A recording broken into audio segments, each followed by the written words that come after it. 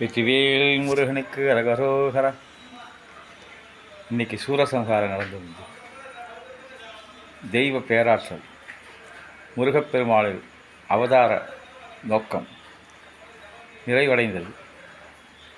முருகப்பெருமாளின் அருள் நோக்கம் மனித மனசில் இருக்கக்கூடிய ஆணவம், கர்மம், மாயை என்ற அசுரர்களை அழிக்கக்கூட அது சூரசம்ஹாரம் தான்.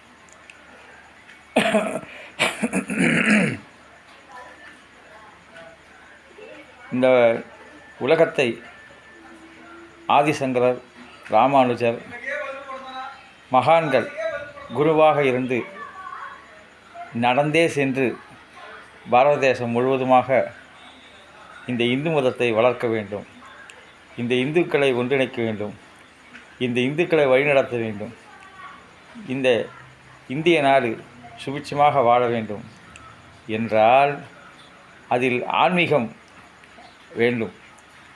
ஆன்மீகத்தில் குரங்கு குட்டி போட்டதுன்னா அந்த குட்டி அது அம்மாவை விடாமல் பிடிச்சின்னு இருக்கும்.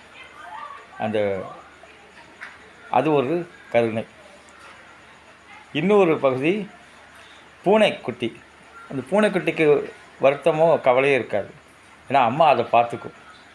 அதுமாரி நமக்குள்ளே தெய்வம் இருக்கிறது என்றும் தெய்வத்தை நம்பி நாம் இருக்க வேண்டும் என்றும் பல போதனைகள் குருமார்களால் வழிநடத்தப்பட்ட பாரத பூமியில். ஆனால் அந்த பாதை மாறி நழுவி இன்று திசை மாறியது அரசியல்வாதிகளால், நடிகர்களால், பல மாற்று தீய சக்திகளால் மாறுகிறது. எதுவுமே இயற்கையாக நிகழ்ந்ததில்லை. இயற்கையாக நிகழ்வது எல்லாமே இன்பம் ஒன்று தான். இந்த உலகம் அமைதியாக இருக்கிறது என்றால், அதில் சுத்தமாக இருக்கிறது என்றால், அதில் இயற்கையின் பங்கு, அழகு அதிகம். ஆனால் அது அசுத்தமாகிறது, நிறைய சத்தமாகிறது என்றால் அது மனிதனின் கைங்கரியம். வாழ சொல்வது இயற்கை, வாழ வைப்பதும் இயற்கை. இதில் துன்பத்தை வரவைப்பதெல்லாம் செயற்கை தான். செயல்கள் காரணம்தான், செயல் விளைவுகளை தான் நாம் அனுபவித்து கொண்டிருக்கிறோம். ஒரு கல்வி அனைவரும் கற்றாக வேண்டும். அதில் அனைத்து விஷயங்களையும் அறிந்து கொள்ள வேண்டும். அறிவை விசாலப்பட வேண்டும். அவர்களுடைய புத்தி தெளிய வேண்டும். மனம் அதனால் உறுதிப்பட வேண்டும். அவனுடைய வாழ்க்கை சிறக்க வேண்டும் என்பதற்காகவே கல்வி போதிக்கப்பட்டது. எதையெல்லாம் சொல்லித்தர வேண்டும் என்று ஆசிரியர்கள் முடிவு செய்வார்கள். குருமார்களும் அப்படித்தான். இந்த சமூகத்துக்கு என்ன ஊட்டிவிட வேண்டும், என்ன பண்புகளை அறிந்து கொள்ள வேண்டும் என்று தொலைநோக்கு பார்வையிலே நீண்ட நெடிய பயணத்தை மேற்கொண்டு நிறைய உபதேசங்கள், பொன்மொழிகள் கொடுத்திருக்கிறார்கள். அதை பின்பற்றுபவர்கள் அதை சரியாக பின்பற்றி காரணத்தினால் இன்றளவும் இந்த பாரத தேசம் தன்னுடைய புனிதத்தன்மை மாறாமல் இருக்கிறது. எதையெல்லாம் புனிதம் என்று நீங்கள் கருதுகளோ அதையெல்லாம் உடைத்து எறிவேன் என்று திரைப்படத்துறை, எந்த துறையின் மூலமாக, ஆன்மீகத்துறையின் மூலமாக இந்தியாவின் என்ற பொக்கிஷம், இந்திய நாடு அருமையாக இருக்கும், வளமாக இருக்குமோ அந்த ஆன்மீகத்தை உடைத்தெறிய வேண்டும் என்று மாற்று சக்திகள். ஆனால் இன்பம் என்பது இயற்கை. இயற்கை எந்த செயலுக்காகவும் யாருக்கும் பாராட்டை எதிர்பார்த்திருக்காது. அதன் கடமையை செய்து கொண்டே போகும். அந்த கடமையை செய்வதன் மூலமாக பலனை எதிர்பார்க்காமல் இயற்கை மழையை பொழிகிறது, அந்த பருவகால மாற்றங்களை தருகிறது. இயற்கை அரண்களாக இருக்கிறது மலைகள், காடுகள். அந்த இறைவன் எப்படி வாரியார் சுவாமிகள் சொன்னார்கள், ஒரு பசுவின் மடியில் பசு முழுக்க பால் இருக்குமா, மடியின் மூலமாக பாலை கறப்போம். அதுபோக ஆலயங்களை அமைக்க வேண்டும், ஆலயத்தில் இறைவனை எழுந்தருள செய்ய வேண்டும், ஆலயத்தின் அந்த சக்திகள் மூலமாக அவர்கள் பல உருவங்களை தெரிந்து சப்தங்களை சேகரித்து மந்திரங்களை உருவாக்கி அதனுடைய சக்தி பிரவாகத்தின் மூலமாக தீய சக்திகளை அழிப்பதற்காகவும் நல்ல சக்திகளை நிலைப்படுத்துவதற்காகவும் எத்தனையோ மேற்கொண்ட முயற்சி தான் அந்த மந்திரங்கள். அதை திரும்ப திரும்ப உருவேற்றுவதன் மூலமாக பல நன்மைகள் கிடைக்கிறது. அதில் நம்பிக்கை ஏற்படுத்த வேண்டும்.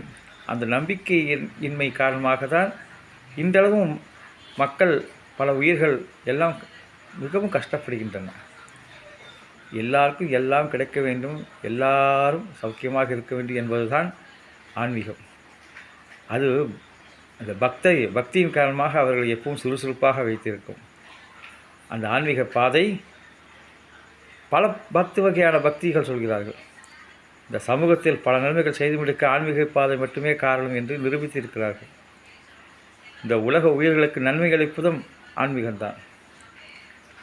மரம் வளர்க்க வேண்டும், மலைகள் பாதுகாக்க வேண்டும், நீர்நிலைகள் நிறைய வேண்டும், உயிர் வளர்க்கும் பயிர்கள் செழிக்க வேண்டும் என்பதற்கெல்லாம் ஆன்மீகத்தை அடிப்படையாக கொண்டுதான் அவர்கள் உழைத்து வந்தார்கள், நினைத்து வந்தார்கள், செயல்படுத்தி வந்தார்கள்.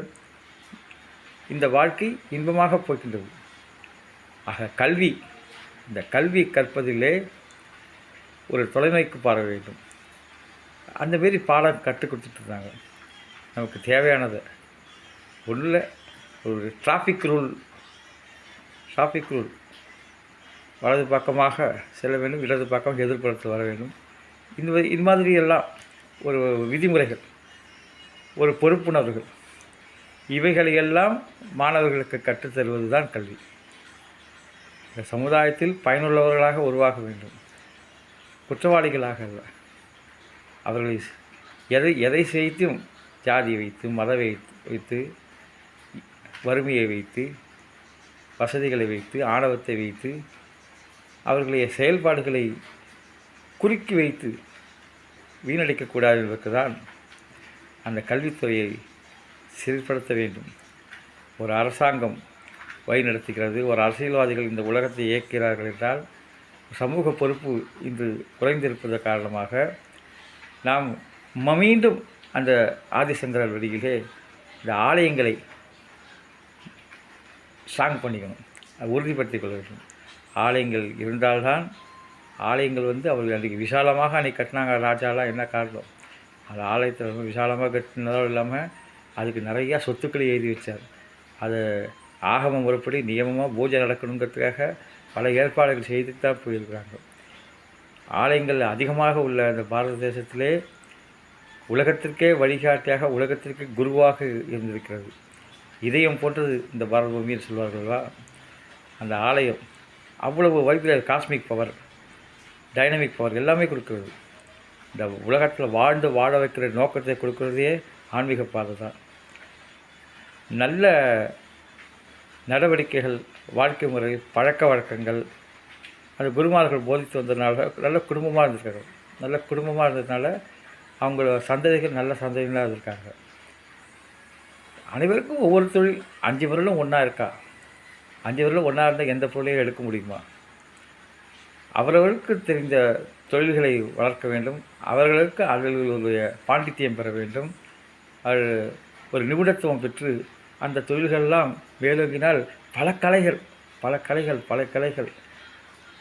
ஒரு விவசாயம் செய்கிறார்கள் என்றால் அத்தனை பயிர், அரிசி வகைகள், அத்தனை கீரை வகைகள், அத்தனை உணவுப் பயிர்கள், வெவ்வேறு இடத்திலே எந்த இடத்துல விளைய வேண்டும் என்பதை கற்று ஆராய்ந்து அந்தந்த பருவ காலத்திலே அதை பயிரிட்டு உணவு பஞ்சமே இல்லாமல் வாழ்ந்து கொண்டிருந்த சூழ்நிலையிலே அவர்கள் தான் உண்டு தான் வேலை உண்டு என்ற காலத்திலே,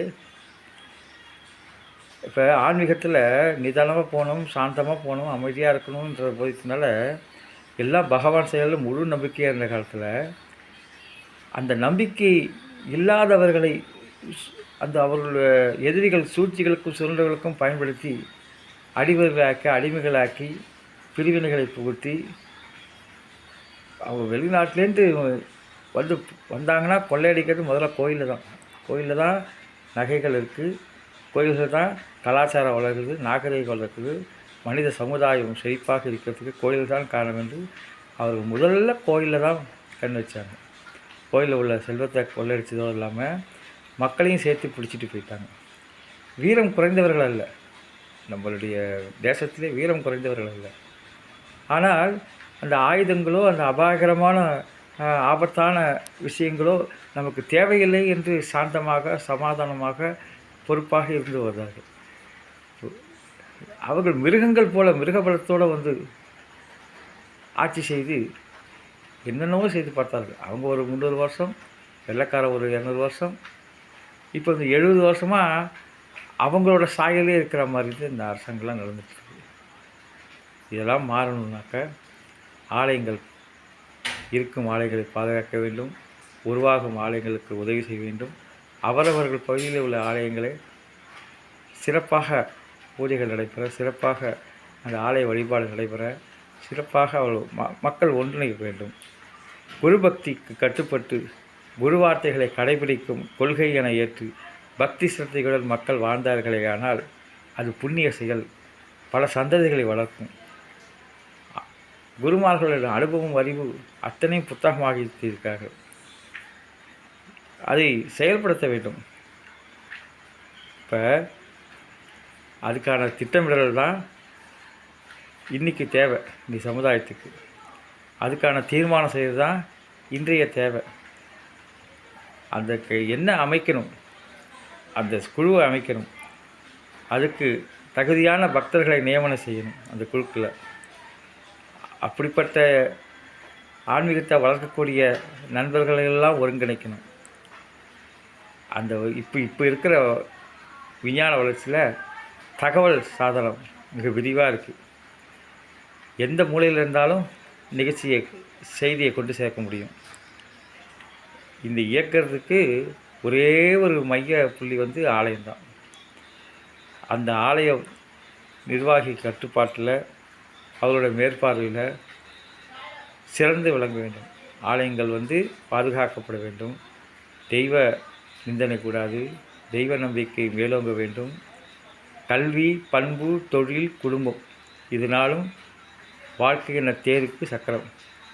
இப்போ ஒரு இருப்பு பாதை போகுது, அந்த இருப்பு பாதையில் ட்ரெயின் போயிட்டுருக்கு. ஒன்று இயங்காமல் இருக்கும்போது ஒன்று இயங்கிடுது. அப்போ குடும்பம், தொழில் இது ரெண்டும் இயங்கும். ரெண்டும் இயங்கணும்னா இந்த உலகத்துக்கு தேவையானதை வழங்க முடியும். வாழ்க்கை பணி இனிதாக இருக்கும். வெற்றிவேல் முருகனுக்கு அரோகரம்.